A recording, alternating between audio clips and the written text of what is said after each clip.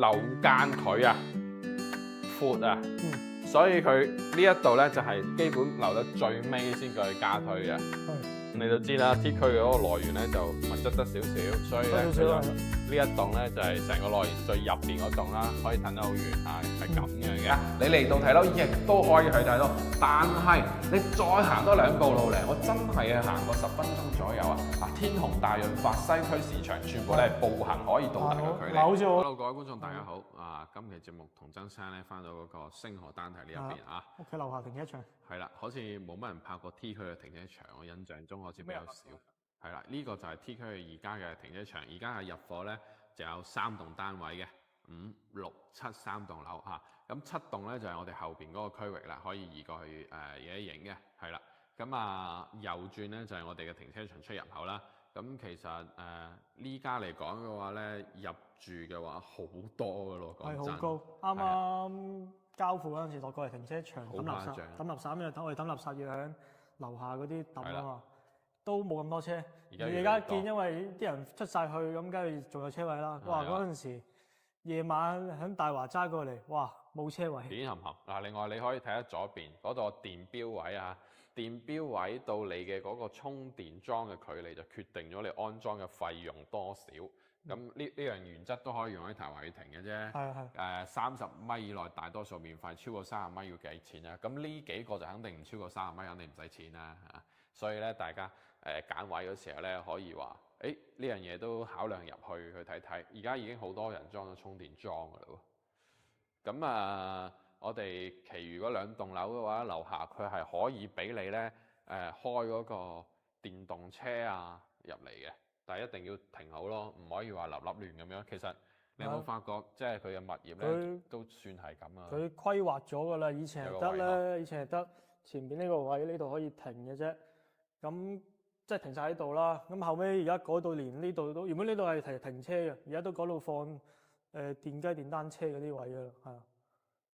因為以前佢係得嗰度，可能佢唔知阻住出入定係點啦。咁你越嚟越多呢啲電雞，呢啲電雞真係多好多啊！以前可能得個1兩排嘅啫，而家呢度又有，左邊前面又有。夜晚基本上真係冇車位，上次個保安都叫我你泊門口嗰度啊。係冇辦法，因為而家越嚟越多人入住。不過唔緊要啦，如果對面嗰幾棟樓咧，如果快嘅話，係明年嘅年初去交付啦。到時候呢一邊區域開放咗會好好多。咁而家我哋帶客戶睇樓咧，都係要經過呢一邊嘅。咁另外嘅話咧，呢一度嘅嗰個點解有個阿姨就係咁啦。我哋過咗去對面，我哋再去影俾大家睇睇嚇。好啦，咁而家穿咗過嚟啦。而家睇樓咧，我哋要帶客戶就係要停車場呢度穿過去。點解？因為上邊個內園喺度整緊啦。咁好多喺度施工緊。另外嘅話，2棟咧亦都有一個臨時看防通道啦，一路咧有指示牌過去嘅。咁我哋成個負一層咧，大概有幾大？應該都係叫做心中有數啦，係咪？咁4棟嘅示範單位咧，就係我哋左手邊去行嘅，所以嗰個方向感咧，我哋都清楚嘅，拉得好強嘅。咁建材方面咧，呢度都有啲建材喺度啦。另外嘅話，我哋入嚟咧都要戴翻我哋安全帽啊，係咁樣嘅嚇。咁車位都幾深下入邊咯。係啦。咁就係爭嗰個車位嘅劃線咯。咁另外嘅話，仲有啲燈光啊，都要去做一做嘅嚇。咁樣就可以去順利入到嚟嘅啦，就可以去交付呢個停車場。咁當然啦，呢度唔會話停車場先交，後尾再交樓咁搞笑嘅，因為佢嘅嗰個樓盤嘅嗰個驗收咧係同時進行啊嘛，所以我哋就要等嗰個樓盤入邊嘅樓全部裝修搞掂晒啦。咁水電啊等等都通過驗收，咁呢邊亦都會順帶咁搞掂俾客戶嘅。呢邊都喺度整緊漆嘅啦，所以咧我哋喺現場其實都聞到比較大陣嗰啲氣味喺度嚇。咁呢邊我哋唔好行過去，人哋去搞漆啊，我哋唔好行過去，我哋行後邊啦嚇。嗱，呢個塗咗環氧地平漆嘅呢邊我哋都唔可以入去嘅，所以咧有比較安全啲措施咧放咗喺呢度啦。另外嘅話咧，雖然話而家嗰個星河單地佢嘅嗰個單位咧剩翻唔係好多，但係佢依然咧都有好多人去購買，因為佢其實嗰個客戶認同度對呢個樓盤嚟講都好高嘅。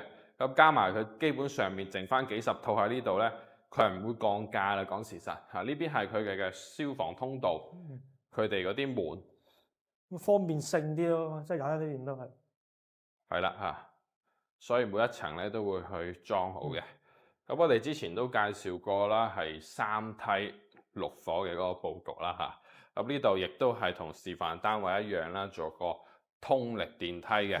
好，咁我哋而家等 lift 上咗去再影，好嘛？好啦，而家我哋先過嚟3樓啊。呢一個咧係3樓嘅嗰個304室啊，04咧以及同埋呢個03戶型兩個咧都係望出邊嘅，咁望我哋淡水老城區。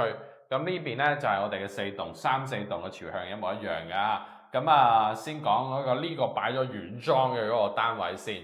咁其實曾生你自己都係買呢一個戶型噶嘛，嗬。咁啊，你會覺得呢一個戶型你自己真實去入住嚟講嘅話咧，有冇咩好用或者咩唔好用嘅地方？因為你係用家，你係最清楚噶啦。好用啲啊，廚房先啦。廚房啦，係啊。你可以擺個呢邊先啦。可以擺個大雪櫃。嗰個係啦，即係你高級啲咯，顯示落去。係啊。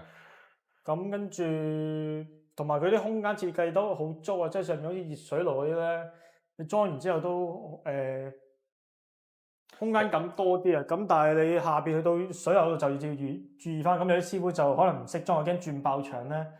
就買翻啲靚啲品牌幾熱水咧，咁師傅就技術勁啲，我覺得。因為有啲師傅又真係轉爆牆嘅，有啲唔知買嗰啲平價嗰啲。所以呢個燃氣嗰個安裝咧就會變得好緊要啦啊！呢個真係要注意一下啊！平時拍示範單位就比較少去講呢樣嘢嘅，但係用家嘅角度真係好正常。佢呢啲膠標咁，佢可以拉出嚟肥埋呢啲啊！即係平時你煮完餸洗嘢嗰陣時咧，咁你又要污糟咁啊〜叫可以唔使捽一捽咁多，咁你就沖一沖佢，跟住再慢慢咪化好多。以及你見唔見到呢個廚設備預留位，仲有淨水器預留位，即係我哋嘅個過濾水啊。嗱，可以喺呢度裝嚿嘢咁樣啊。我買咗個過濾水就好大個機嘅，都2000零蚊，但係叫好出名嘅深圳嗰個唔記得一成四尾3個字。反正係品牌嘅，唔緊要。嗱呢邊就會有個淨水器嗰個水喉出嚟啊。咁平時我哋洗下嗰啲生菜啊，洗啲水果又成啊。我記得咩品牌先啊？安吉爾。安吉爾係我都聽過呢個品牌嘅嚇。咁另外嘅話，呢3件套咧，亦都係我哋嘅嗰個交付標準啦。咁啊，都係我哋嘅方太叫做國內嘅一線牌子啦。另外嘅話，呢個係洗碗機嚟嘅，你有冇發覺咧？好似我嘅印象中好似同屋企都唔同喎。係咪？因為佢除咗我哋嘅方太咧，仲有2個品牌，你睇下嗱，上邊有黐住可以啊、得意啊，其實係一個同等次嘅嗰個品牌嚟嘅，亦都可以咧同大家去安裝嘅。咁當然啦，你要收咗貨先知道你屋企係安裝咩批次嘅一個型號啊產品，但係一定係有咯。另外嘅話咧，收咗樓嘅客戶咧，一般都係嗰個冇拆包裝嘅嚇，呢一個煮食爐，因為佢要安裝燃氣嗰時候，燃氣師傅一齊同你砌咗落去啊，呢個係事實啦。OK，咁燃氣管應該都係收喺呢度。冇錯，係燃氣標就係放喺呢度嘅。仲有嘅就係咧，我哋嘅玄關櫃喺出邊。其實你覺得呢個玄關櫃方唔方便使用咧？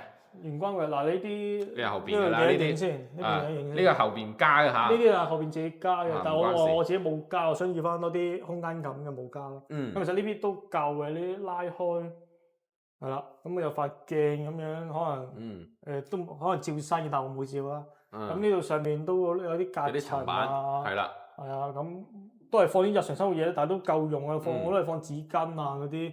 廚房濕巾啊、紙巾啊，啲最主要係關紙巾嗰啲，抌晒垃圾袋啊，係咯，因為垃圾袋呢邊係自己買嘅，係。咁呢度打個櫃，咦？呢度好似呢個櫃設計唔同啲啦，即係佢可能調翻轉嘅啲。我嗰個係嗰邊係單門嘅，因為你個房號唔係呢個房號，你對面嗰個反過嚟噶嘛，呢個係有啲區別，但係唔緊要，啲櫃門呢啲嘢肯定會有嘅。放翻紙巾啊，放無人機嗰啲咯。哦，仲有啲小型物品，你可以全部塞晒喺入邊，咁令到咧整潔好多咯。放喺度咪放條電雞鎖匙咁咯，有陣時你唔一定要揸出去，咪放條電雞。OK。跟住嗰度又可以去放個插頭插下電咁咯，翻去。係，亦都係有啲設備咁放。係貴嘅，多數都係。咁啦，鞋櫃，佢未裝層板落去咧，未裝晒啫。佢肯定係專登要拆咗落嚟啦，因為上樓部咧喺呢度要放啲嘢咁樣啊嘛。如果呢啲咁嘅臨審嘢等喺出邊就好肉酸嘅。應該係有個叫光貓啲上網都係喺呢入邊。係嗰個弱電箱整咗喺入邊，就會話遮醜嘅，唔會有啲好多嘅線路咧去突出嚟。咁另外嘅話，呢一個戶型咧，亦都係最多香港客戶買嘅啦嚇。呢一度咧就一般係4人餐台或者係4變6嗰種拉埋出嚟，咁你就令到成個飯廳啦比較好用。咁有啲業主咧會將啲背景牆啊或者係會牆板啊喺呢度去點綴一下嘅。另外嘅話，呢個客廳咧，我自己同客戶裝修得多啦，我自己有啲諗頭嘅，就係有啲客戶咧，第一啦，佢好似呢度咁樣可以做背景板啦嚇。另外嘅話咧，就有啲客戶咧想整嗰個電視嘅嗰個櫃啊，整上去亦都係好睇嘅。再加埋咧，我甚至乎同客戶話，你知唔知可以喺度改裝個咩咧？嗰個風管機啊，直接咧係改咗個吊頂，咁樣令到呢一邊嘅嗰個美觀性咧就極強嘅。但係有啲客戶咧都會覺得，咁我日常維護會唔會好方便啊？咁樣你亦都可以打廠家嗰個電話咧去上門咧同你去做檢修啊等等嘅，唔使你真係自己整條梯咁樣上去咁樣，佢好難搞嘅，係唔使嘅嚇。另外嘅話，你有冇發覺其實呢個露台啊，你應該日常曬衫嗰個感覺啊，好深啊呢個露台，闊啲啊，方便好多嘢。係啊，冇錯。但係曬衫就我放翻室內，或者其實都唔使，因為佢有埋乾衣功能啊嘛。係啦，呢個又可以解決呢個問題。佢又平價，你2000零蚊，咁你都有乾衣，香港都賣唔到2000零蚊有埋乾衣。係啦，冇錯。另外嘅話咧，點解佢要將呢個露台砌得比較深？第一，佢就係預留緊嗰個衣櫃位啦，唔係家政櫃啊，俾到你啊，你可以咧喺呢度砌多啲。而且嘅話咧，有啲客戶啊，我哋都拍過啦，咁風窗通鋪出嚟啦，成個空間咧又好騰大，因為呢度係送一半面積啊嘛嚇。咁同埋好似 K 而家企你呢個位啦，京東家園姐咧送咗個露營台凳俾我，我放咗喺度，有時坐喺出邊飲下嘢啊，幾好嘅嚇。有個小朋友嚟玩下嗰啲吹出嚟嗰啲泡泡嗰啲。都有玩過嘅吹泡機啊，係啦。咁另外嘅話咧，大多數而家剩翻嘅呢個 size 嘅樓層咧，就係25樓往上噶啦嚇，咁就係3棟啊、4棟啊有比較多嘅。咁另外嘅話咧，呢一邊仲有同大家講靠我唔知房號佢哋係靠近嗰個高鐵路軌咯同大家講講先。係呢邊咯就係呢個就係高鐵路軌，咁長通喜園嗰邊一嘢伸過嚟。另外3棟嘅話咧，27樓往上啲靈異單位咧，最棟係有我哋貼過嗰個內部圖嗰個平面圖啊，俾大家去睇睇嚇。咁呢個 size 咧就剩翻唔夠20套，基本上邊嘅話咧都係如果唔係話太誇張嗰啲價錢咧，一般都係110萬上下嘅嗰種，咁仍然咧都可以做到2萬嘅嗰個低首期嘅。點解一直可以做呢個低首期？當然啦，嗱，同呢一個樓盤嘅客戶層級有關啦。你即係自己供得都冇咁多錢，你係唔會考慮呢個屋苑嘅呢個事實。再加埋嘅話咧，你要對呢一個樓盤嘅認同度好高咯，排他性比較強嘅先會揀呢度。咁通常都係覺得星河丹提嘅屋苑第一啦，佢夠大啦，第二佢賣嘢方便。另外，你有冇發覺佢嘅嗰個戶型設計咧，相對地比較好？咁當然啦，我相信咧真係好多業主住落嚟就比較少真係咁樣去擺嘅，係啦，因為講真，佢咁樣嘅位置咧就唔係話非常好用，我自己覺得嚇。你要將個床咁擺，咁你個空間咧就會闊少少啦嚇。另外呢一個示範單位係之前我哋搞活動送原裝嘅客戶咧先會有，而家係冇原裝嘅啦嚇，只不過俾你係參考下。但係我哋同好多業主做過呢一個窗台櫃咧，就唔使好多錢嘅啫，你當一個書台咁樣去使用。呢度係窗台，係啦，呢個窗台就唔可以駁嘅，要放嗰個冷氣外機。咁我想問下曾生，呢一個房間咧，你係亦都係作為咩用途咧？可以同大家分享嘅。我其中一個屋企人攞咗嚟做睡房都係，但係唔係睡房，多數都係睡房，但係都冇點樣擺電腦嗰啲食。咁睡房啦，咁佢又咁樣呢度打橫放，咁跟住就總言之仲有個櫃啦，都大得到頂係啦，一定係到頂。如果唔到頂嘅話，你真係次次翻嚟抹塵，你就真係好頭痕噶啦嚇。咁個窗台咪放下啲公仔咁擺下設咁咯，大型公仔嗰啲。係啦。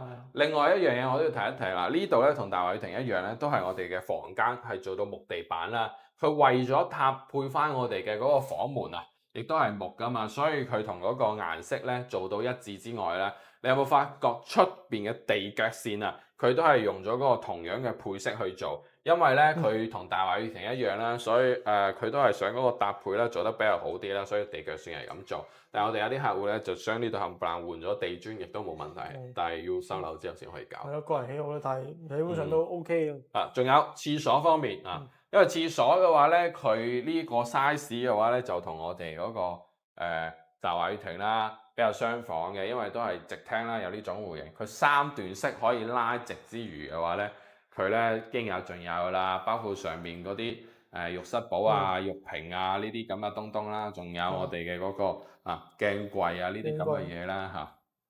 你有冇喺廁所入邊加啲咩配件入去嘅咧？係換翻個花灑，因為初期都係用翻發電箱嗰個，後尾覺得麻麻，同埋個窗咯，個窗就試過啲方法，跟住屋企人買咗嗰啲直接游落去咧，咁多數係出邊嗰個窗可能會有私隱度咧，要磨砂紙咁樣咯。但係佢又直接游落去咧就方便啲啦，咁唔使點樣黐，等佢又度位性。你又唔使話掛個簾上去，只要你個 size 咧買得啱。佢係油嚟嘅，一游上跟住佢就磨砂噶啦，係有陣嘢咁樣。咁其實都幾方便。其實個櫃都係好方便下，你可以放落去。因為啲歐洲式都係咁啊，歐洲嗰啲德國嗰啲都係放喺下邊沖涼液啊嗰啲剩，但係香港唔會咁做嘅。咁我都係買翻個響而家係陳家馬可波羅嗰度啦 ，3M 防水嗰啲啦。咁就響嗰度可以晾啲洗浴物品咯。係啊，咁就方便啲咯。但係你一般呢度連下邊都可以放埋洗面巾，後邊又可以放洗面巾。紙巾啊，又剩啊嗰啲嘢咯。同埋嗰個叫咩剃鬚刀啊，嗰啲剃鬚鋪啊。係啦，全部放咗喺入邊咧，其實你會好好用嘅，因為咧呢度係可以打開嘅。鏡櫃入邊可以放喺下邊，其實我覺得最好用係下邊嗰個。下邊我哋下邊你呢度打開其實都深咗2層啊嘛。其實佢係下邊仲有一個嘅嚇。歐洲式嗰啲都係人都咁樣放喺呢下邊。咁同埋你呢度用完之後，下邊嗰度再下邊嘅地下都可以放嗰啲漂白水啊嗰啲。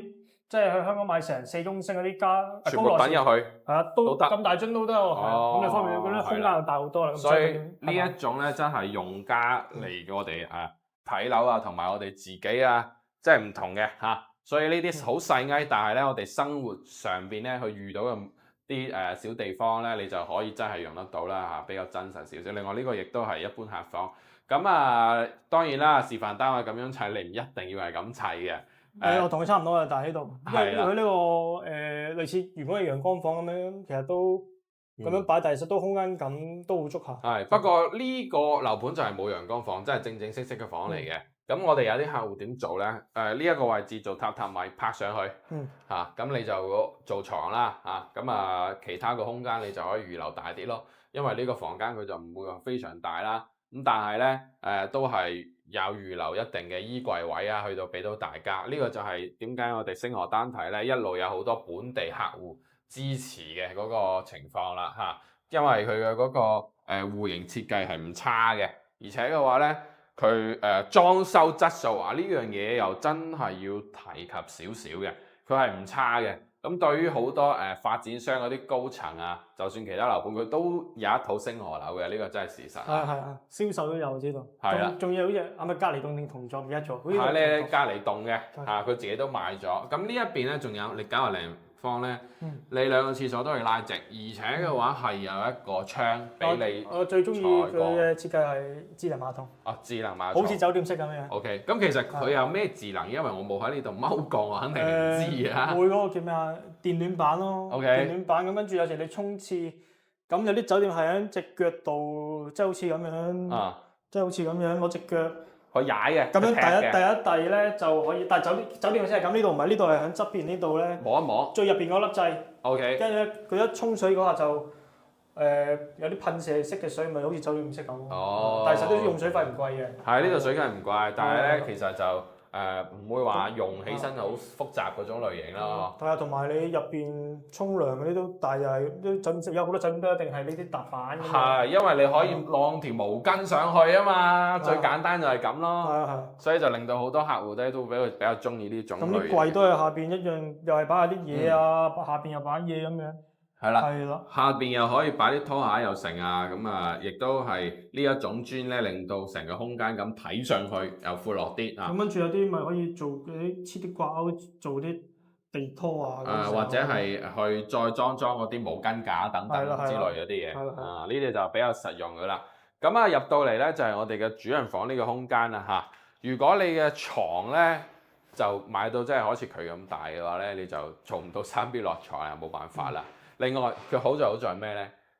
佢唔係話成棟都係牆，佢留少少 L 型位，令到你成個採光面咧又更加進一步。再加埋雖然佢係呢個朝西南位啦，但係佢呢一層玻璃係雙層隔音玻璃，雙層 low E 玻璃，隔音隔熱，而且你喺出邊係完全睇唔到入邊嘅。你知唔知我同兩個客戶咧講呢件事情嗰時，有啲人唔信，我專登帶佢去樓下，就喺對面，就睇翻我上嚟，係一啲都睇唔到我喺度。反晒好似啲香港啲商業大廈咁。係啦，我係咁跳舞啊，佢都話一啲都睇唔到我，係令到有咁樣嘅隱私度。咁當然啦。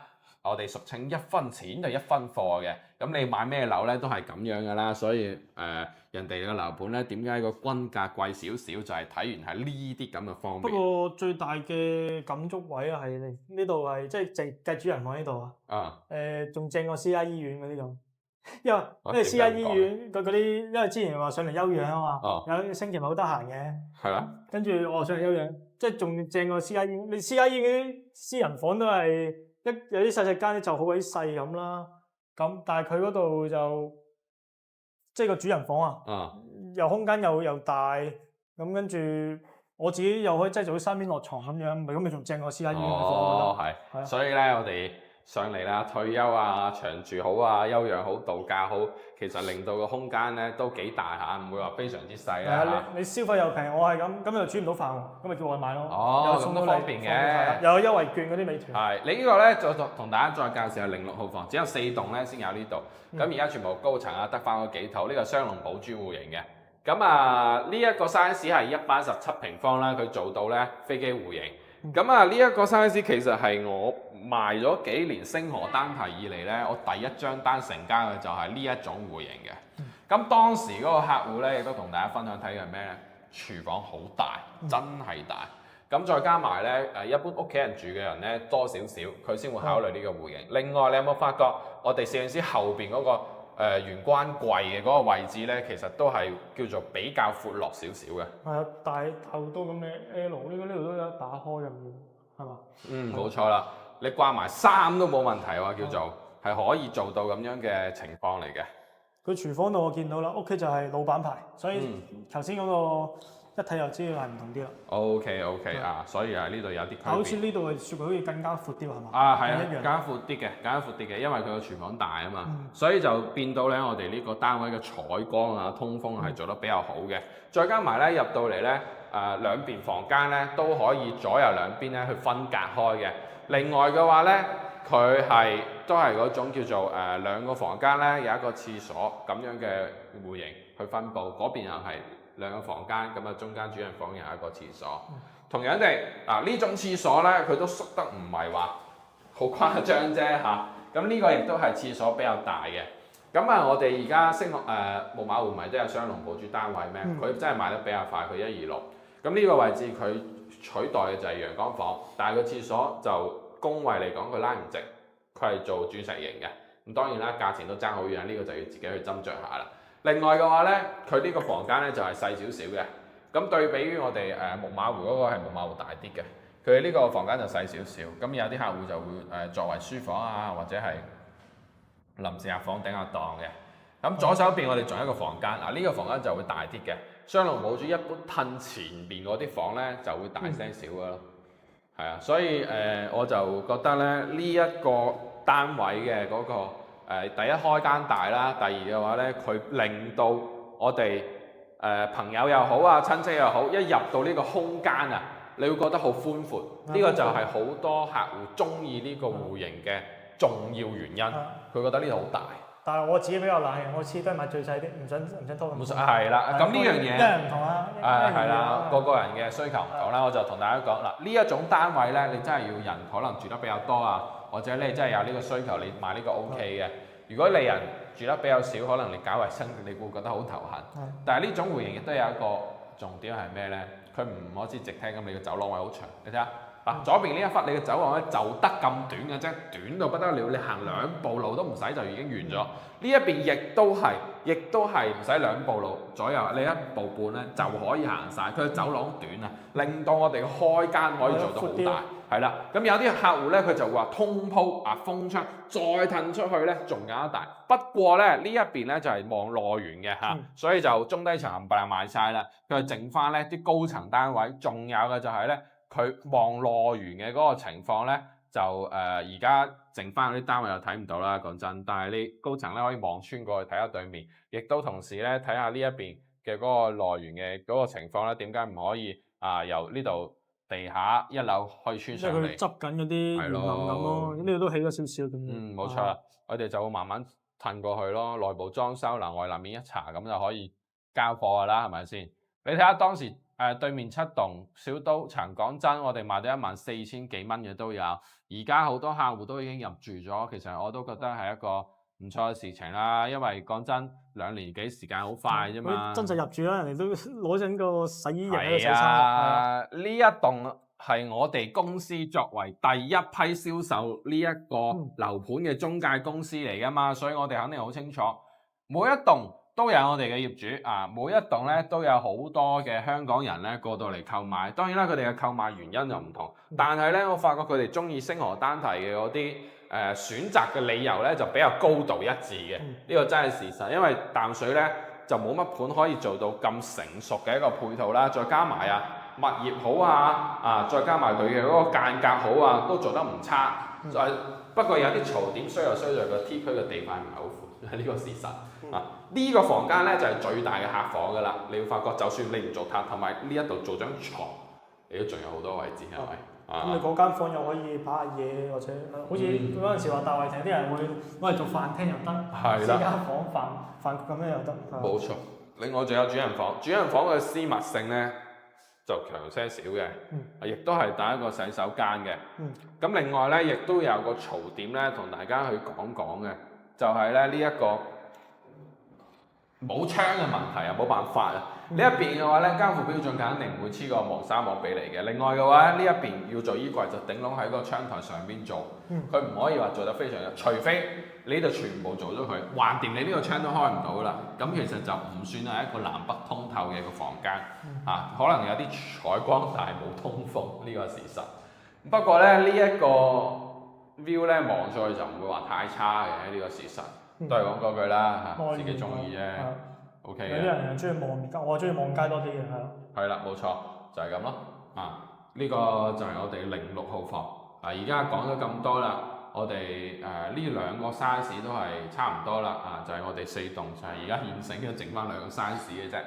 因為佢呢個行出去短咧，比較似以前鄉下嗰啲村屋咧，我一層層噶嘛。咁入邊咧就係你間房行出去，出邊就係咁短啦。係啦，類似咁。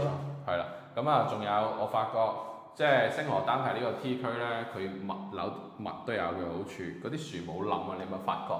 真係冇冧。物有冧，但係唔多。係啊，我冇多。因為佢啱清咗，佢有啱部車喺呢度，但係佢揸走咗。唔係好多。佢有佢嘅好處嘅，你打風冇咁硬咯。係都係有嘅 ，OK 嘅。平台咁樣。係啊，另外目前貨多嘅咧就係而家2棟2棟嗰個0102嗰條腿咧，仲有個4房直廳嘅。咁當然啦，呢個單位咧，我個人認為應該係比較揀客少少。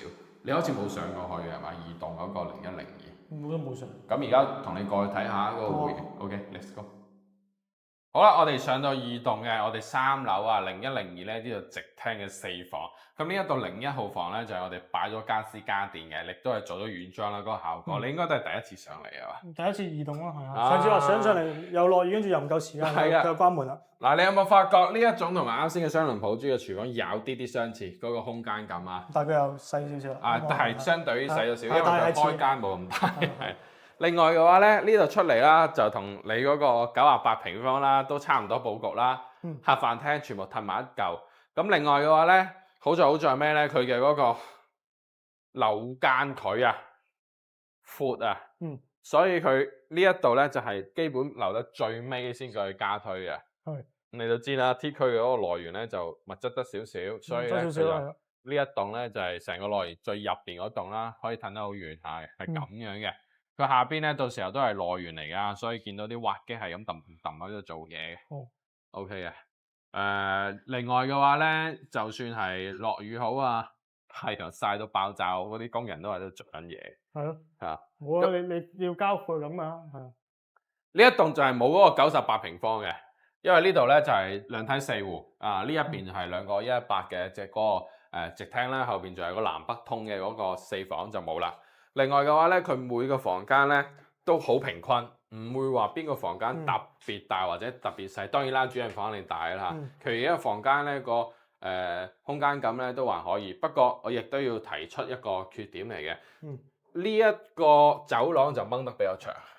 因為佢要塞幾間房啊，仲有長啲，特別長直線兩個廁所出嚟，係啦，所以你會見到呢一個走廊位咧係比較長。當然啦，呢個唔係最長嘅，仲有一個二棟嘅成130平方，嗰個仲更加長嘅。但係已經賣晒啦。係啊，冇錯啊。咁啊，但係點樣都好，你無論係貴都好啊，又或點都好啦，佢最尾肯定都會賣晒嘅。咁啊，一棟係嗰個有一個130，啱先我哋講過係一棟啊。咁呢一度就係用嗰個窗台位咧，去整嗰個榻榻米上嚟嘅嗰個感覺，亦都係發覺啦，唔會話爭得特別遠咯，嚇。都係呢種戶型嘅。都係差唔多，但係個走廊長啲，但係其實都冇乜影響，其實。係，仲有另外嘅話咧，呢一種單位基本上邊正常嚟講係側邊入嗰個主人房，嗱呢度唔係嘅，因為後邊冇門就唔緊要噶啦。佢冇門對門，所以就變咗咧，我哋直入我哋嘅嗰個主人房直入嘅廁所門，但係佢就唔會話門到同門咧對到正咯，就唔會頂死晒咯嚇。另外嘅話，呢一邊亦都係有我哋嘅嗰個主人房嘅間隔啦。呢個主人房你就會覺得咧，同埋嗰個9/8咧有少少相似啦嚇。佢都係睇得比較遠嗰種，就係靠嗰個內園景去到賣呢個盤嘅呢一個單位係咁樣嘅。所以咧呢個4房戶型咧，佢就係砌到咁啦。另外咧，其實仲有最尾兩套118，最尾兩套啊，應該係人哋騰出嚟嘅。咁就喺隔離，就邊傾偈邊睇睇嗰個戶型，作個總結。好啦，最尾呢個04戶型118平方南北通雙露台4房，只有一個204同埋一個頂樓啊！頂樓幾多咧？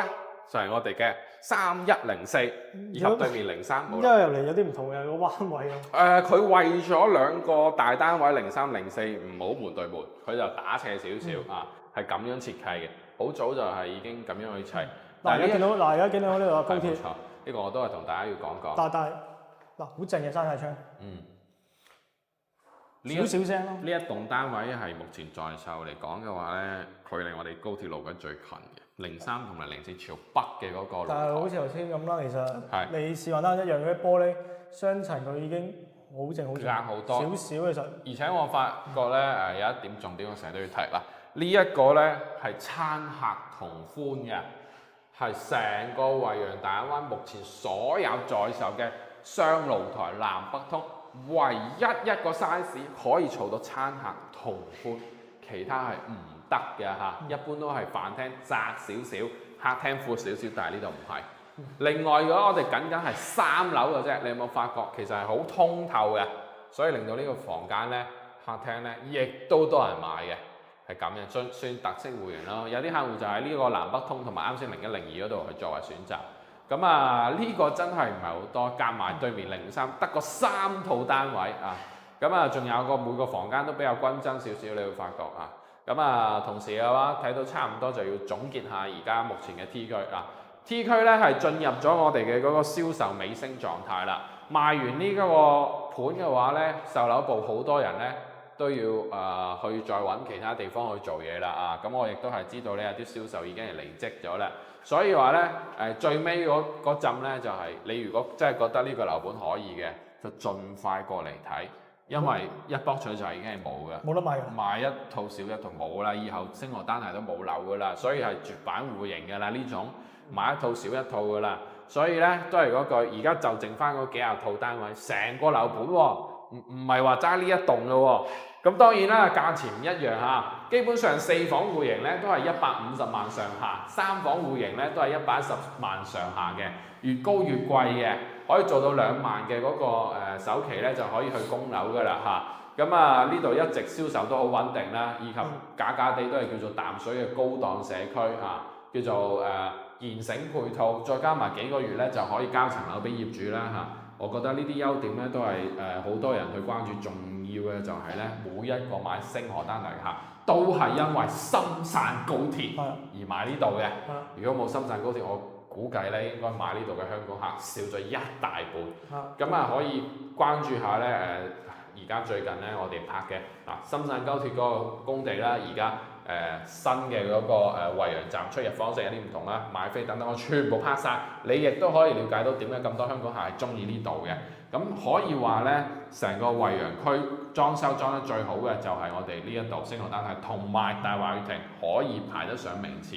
我齋指雲陽區唔包括大灣區因為大亞灣咧嗰個木馬湖裝修都唔差嘅，所以話咧有對比先有傷害。咁我都建議翻大家咧去對比一下目前嗰個狀況啦。方便啲咯，即係如果好似話喺屯門區上嚟，去到西麗站，好似而家都未開未開未開。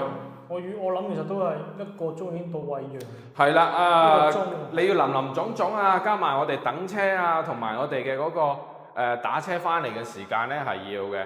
咁當然啦，以後咧係更加方便啦，起碼我哋嘅交通選擇性咧會多，而且樓下咧嗰個星河 Cove Garden 有我哋嗰個樓巴車啦，可以直接翻到蓮塘口岸。雖然咧有啲客就會覺得，哇，星河 Cove Garden 就得一個興勤超市，可能香港人去得最多，亦都係出邊嗰啲食肆係最多，其他都冇乜好逛。呢個亦都係事實，我亦都唔會大家。你嚟到睇樓，亦都可以去睇樓，但係你再行多2步路嚟，我真係行過10分鐘左右天虹大潤發西區市場，全部咧係步行可以到達嘅距離。好似咁我咪頭先喺嗰邊話主人房似 CI 病房咁嘅，叫唔到外賣，叫外賣噶嘛，煮唔到飯噶嘛。咁我行到去都係，即係電機都揸唔到，唔夠膽揸，即係我隻手呢個位有受傷，係啦。咁唔夠膽揸，驚反而唔切撞到人車位，或者懟咗去人哋嗰度，懟咗自己啦再。咁我都係頂住天熱啦，行過去大潤發都好方便。係啊，唔使話好耐啦。快啲嘅10分鐘都得10零分鐘咗。所以咧咁多香港客戶中意買呢度，就係因為嗰個生活環境你過到嚟適應咧，你呢度轉變唔使話好困難。幾個觀點你興銀超市似嗰啲精品超市，但係佢又冇超精品超市。唔會好貴。係啦，但係佢賣啲嘢都唔差，又靚，好似啤梨哥話啲採購真係唔差嘅。佢嘅嗰個瓜果蔬菜係比較新鮮，呢個係事實啦。咁或者你可以喺美團度再落單咁樣時有啲券減翻咧，其實都平過香港度買。咁當然可能你自己揀啲橙會靚啲啦。如果你要買其他嘢嗰啲，咁美團都係貴，大概1蚊左右噶啦，因為佢0.96嘅啫。其實我計過嗰個價，咁就送到上嚟咁樣食。咁你大潤發啦，嗰啲嘢已經好平噶啦，都係蚊幾毫。西區市場又係話有啲大型嘅糧油鋪啦，個老闆人又好人性，只不過嗰度係可能你要買嗰啲家禽類，可能得而家下晝先開翻啦。我之前上晝去真係唔開嘅，佢唔同塘仔市場。